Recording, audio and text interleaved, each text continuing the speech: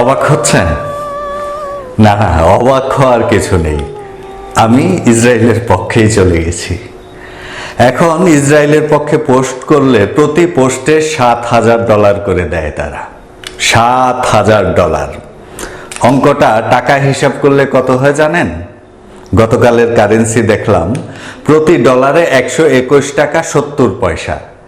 সেই হিসাবে $7,000 আসে একক, দশক, শতক, হাজার, অযুত, লক্ষ। 8,51,900 টাকা। তাহলে কেন ফিলিস্তিনের পক্ষে থাকব? গাজাবাসীর জন্য চোখের জল ঝরাবো? কেবল চোখের জল দিয়েই কি তাদের মুক্তি আসবে?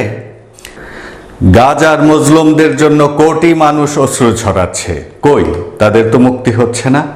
বরং তাদের জন্য ত্রাণ নিয়ে যাওয়া গ্লোবাল সোমদ ফ্লোটিলা নৌবহরে জল কামান ছড়েছে ইসরায়েল। আটক করে নিয়ে গেছে বিশ্বের তাবর তাবর মানবাধিকার ও রাজনৈতিক কর্মীদের। ফ্লোটিলায় হামলার প্রতিবাদে ক্ষোভে ফেটে পড়েছে ইউরোপ। মুসলিম বিশ্বের সাধারণরা তো নিয়মিতই মিছিল মিটিং করে আসছে, আর তাদের নেতারা কেবল নিন্দার ঝড় তুলছেন। গাজা অভিমুখী ত্রাণবাহী নৌজা নাটককে জলদস্যুর কাজ বলে মন্তব্য করেছেন তুরস্কের প্রেসিডেন্ট এরদোয়ান। বিষয়টি নিয়ে তুরস্ককে কিছুটা সরব হতে দেখা গেছে, কিন্তু রহস্য ভূমিকায় রয়েছে কাতার। ফ্লোটিলা বহরকে সম্প্রচার করছিল দেশটি থেকে প্রচার হওয়া টেলিভিশন আল জাজিরা। তবে ইসরায়েল যখন আক্রমণ করে, এর ঠিক আগে আগে সম্প্রচার বন্ধ করে দেয় টেলিভিশনটি। কেন এটা হলো? কাতার সরকার কি আল জাজিরাকে সম্প্রচার বন্ধ করে দিতে বলেছে?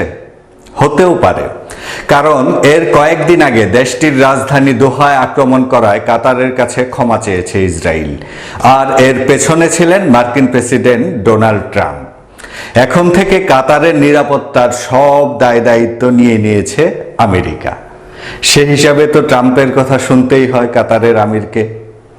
আচ্ছা, কাতারের আমির যদি নিজেদের নিরাপত্তার দায় দায়িত্ব নেয়ার বিনিময়ে ট্রাম্পের কথা শুনতে পারেন, আমি শুনলে দোষ কি? ইসরায়েল যদি আমার খরচাপাতি চালানোর দায়িত্ব নিয়ে নেয়, তাদের কথা শুনবই বা না কেন? ইসরায়েল ও আমেরিকার কথায় ওঠবস করছে মুসলিম বিশ্বের নেতৃত্বে থাকা সৌদি আরব। সংযুক্ত আরব আমিরাত তো তাদের হয়েই খেলছে। মাঝে মধ্যে গাজার পক্ষে কথা বলতে হয় বলেই একটু আধটু নিন্দা জানান মুসলিম নেতারা। নিন্দা দিয়ে কি দিনের পর দিন অবরুদ্ধ থাকা গাজাবাসীর পেটে ভাত যাবে? বরং তাদের পেটে ভাত দেওয়ার জন্য এখন উদ্যোগ নিচ্ছে ইউরোপীয়রা। গড়ে তোলা হয়েছে গ্লোবাল সোমদ ফ্লোটিলার মতো নাগরিক উদ্যোগ। ইসরায়েলি অবরোধ ভেঙে মানবিক সাহায্য পৌঁছে দিতে অবিচল তারা। সোমদ শব্দের অর্থই অবিচল। গ্রেটা থানবার্গের মতো অ্যাক্টিভিস্টরা অবিচলই আছেন। সাগরে নৌবহর নিয়ে তারা সোমদ সোমদ বলে স্লোগান তুলেছেন, কিন্তু মুসলিম নেতারা কোথায়? তারা নিন্দা জানাচ্ছেন। অন্যদিকে সোমদ ফ্লোটিলায় আক্রমণের অভিযোগে কলম্বিয়া থেকে ইসরায়েলি কূটনীতিকদের বহিষ্কার করেছেন দেশটির প্রেসিডেন্ট গুস্তাভো পেট্রো। একা পেট্রোর এই অ্যাকশন কতটা রক্ষা করতে পারবে গাজাকে? হ্যাঁ, ইসরায়েলের বিরুদ্ধে বিশ্বব্যাপী জনমত এখন তুঙ্গে, এটা ঠিক। তবে জনগণ হলো ভেড়ার পাল। রাখাল যেদিকে তাড়া দেয় সেদিকেই যেতে হয় ভেড়াদের। সারা বিশ্বে যারা যারা ডাকসাইটের রাখাল আছেন, তারা তাদের পালকে এখন নিয়ন্ত্রণ করার চেষ্টা করছেন। তাহলে শুধু শুধু আমি কেন গাজা আর হামাসের পক্ষে কথা বলবো?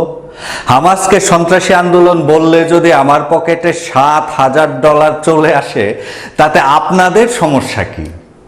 একটা পোস্ট দিলেই $7,000। ব্যাপারটা একবার ভেবে দেখুন। মিডল ইস্ট মনিটর তাদের এক প্রতিবেদনে জানিয়েছে, জনমত নিয়ন্ত্রণ করতে সোশ্যাল মিডিয়ায় প্রভাবশালীদের $7,000 করে দিচ্ছে ইসরায়েলপন্থী প্রোপাগান্ডা সেল।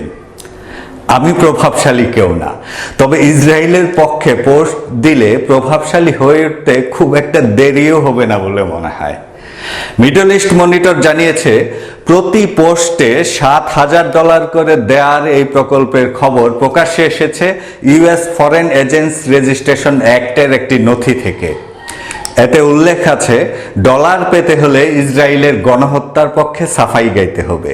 গাজায় ফিলিস্তিনিদের বেঁচে থাকার অধিকার নেই, ঘুরিয়ে পেঁচিয়ে এমন কথাই প্রতিষ্ঠার চেষ্টা করতে হবে। ওয়াশিংটন ডিসি থেকে হেরিটেজ ফাউন্ডেশনের এই প্রকল্পের নাম দেয়া হয়েছে প্রজেক্ট এস্থার। এর উদ্দেশ্য ফিলিস্তিনপন্থী বিক্ষোভ এবং ইহুদি বিদ্বেষ চিহ্নিত করে দমন করা। এর নেতৃত্বে আছেন ভিক্টোরিয়া কোর্টস নামে এক নারী।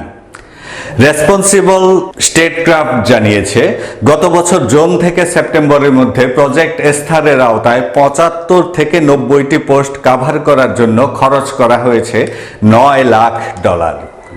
নতুন কন্টেন্ট যারা তৈরি করে তাদের সাথে যোগাযোগ করে কাজ করছে এই প্রতিষ্ঠানটি। আমিও তাদের সাথে কাজ করতে আগ্রহী। ইতিমধ্যে এস্থারের কর্ণধার ভিক্টোরিয়া কোর্টসের কন্ট্যাক্ট নাম্বার জোগাড় করে ফেলেছি। ইসরায়েলের পক্ষে আমি কাজ করতে চাইলে সুযোগ আরও আছে। ক্লক টাওয়ার এক্স LLC নামে একটি সংস্থার সাথে $6 মিলিয়ন চুক্তি করেছে ইসরায়েল সরকার। এর আওতায় টিকটক, ইনস্টাগ্রাম, ইউটিউব সহ সামাজিক যোগাযোগ মাধ্যমে জেন জিদের কাছে ইসরায়েলপন্থী বার্তা ছড়িয়ে দেয়া হবে।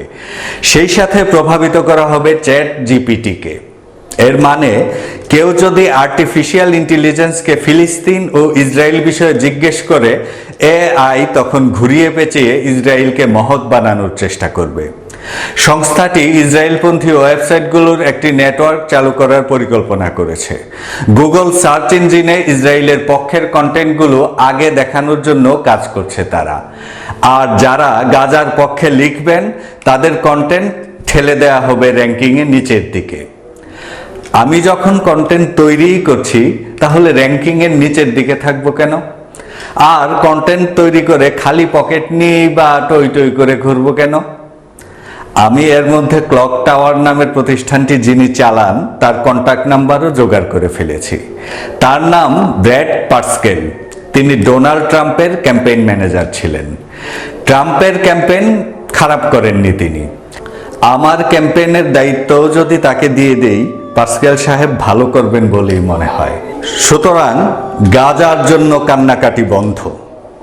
আমি চলে যাচ্ছি ইসরায়েলের পক্ষে। ফেরানো যাবে না, ফেরারি পাখিরা